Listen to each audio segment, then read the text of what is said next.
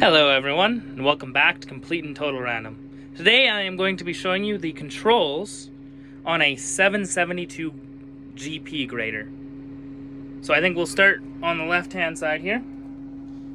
So this, left and right, is your steering.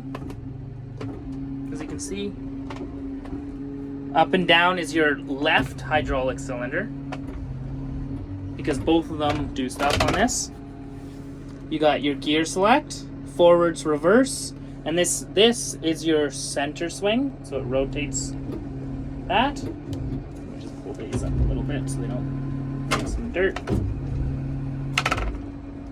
This is all for GPS, so you use this when you got GPS, and it puts it into an auto mode so that it'll automatically adjust the height of each of your corner bits for you, and then you can set what you want the heights of your corner bits to be at.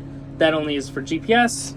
You then have an auxiliary hydraulic controller there, and right here this is your blade curl. So when I pull this back and forwards, this curls the blade on the machine. Okay, you do have your horn right here, auxiliary controls. Now let's move on to the center. So you got your little screen here. This is all your diagnostics and stuff, your machine setups all in here. This is basically your ECM is there, and that's your control over it. It shows you your articulation, engine temp, transmission temp, like fuel, DEF, the hours of the machine, the RPM, the joystick mode. Up here we have your indicators, so your left and your right indicators, just because you need those if you want to drive these on the streets. You also have two steering modes in these graders. So if you see when I turn this, you'll see that your wheels also turn when you turn this, which is quite interesting. So you have joystick steering, which you use primarily of the time, and then the steering wheel is usually just used for when you're driving on roads or when you don't feel like using the joystick.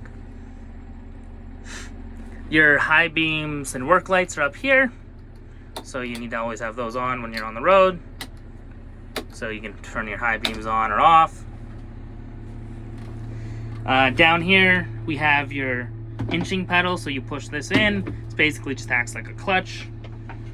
Right here is just the control for moving your steering wheel back and forth. There's also this right here, which is the tilt for your steering wheel, which allows you to tilt your steering wheel back up and down. You have your brake pedal right there, and right there is your throttle. Here's your other set of automated controls for GPS. Your diff locks are right here on this joystick. This down here, this is your articulation. So if I look in the mirror there, you'll see the entire machine is rotating. So it's centering on this pivot point behind my seat, or I guess you could say under my seat, and then you can see it's actually indicated on the screen there. And then if I hit this button, you can see it actually automatically puts it back to home. Right here is your wheel tilt. So this allows you to tilt your wheels side to side to give you more traction and resist whatever way you're pushing your cut. This right here is your ripper control, so if I move that up and down, you can see the rippers move. Right here, this is your center swing, so this kicks it off to the left and to the right to give you more control over the grader.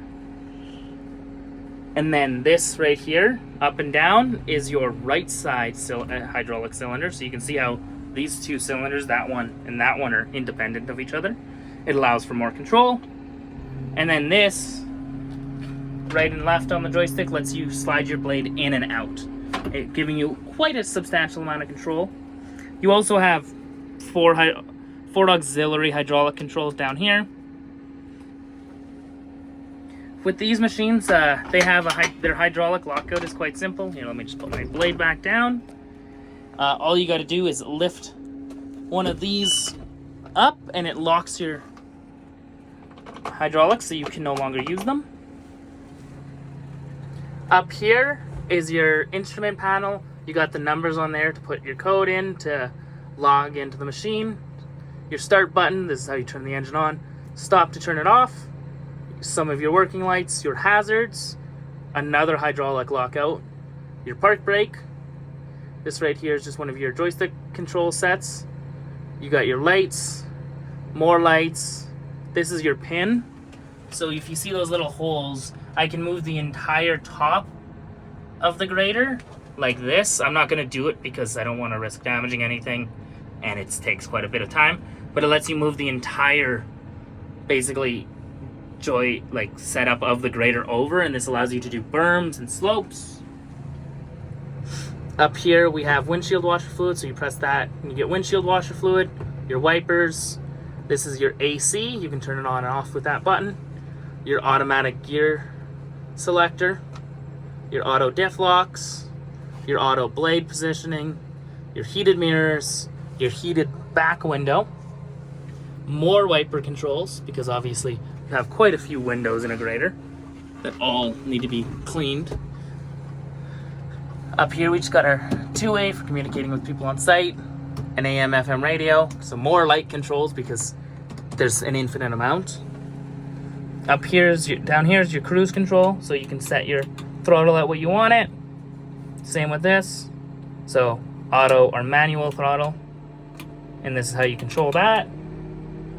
So you can throttle up or throttle down, but usually you should just use your main throttle.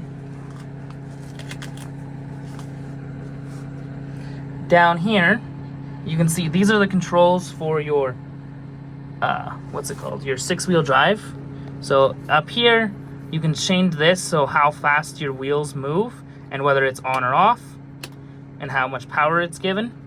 You can give it more precision so it matches better with whatever your throttle input is on your back wheels, or less if you just want it to keep spinning, keep pulling you. And then down here, we have a heated seat, which I accidentally have on, and it's a little bit warm out to be doing that.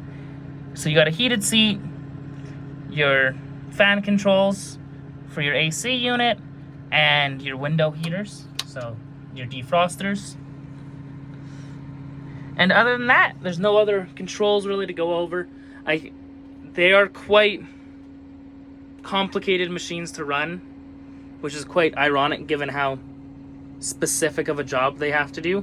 Whereas a lot of machines have very simple controls and do a lot of things. These have very complex controls, and they're really just used for 3 things, as you can see in my other video I did on it, these machines. Let me know if you guys have any other questions about the controls on these machines in the comments below, and I'll see you in the next video.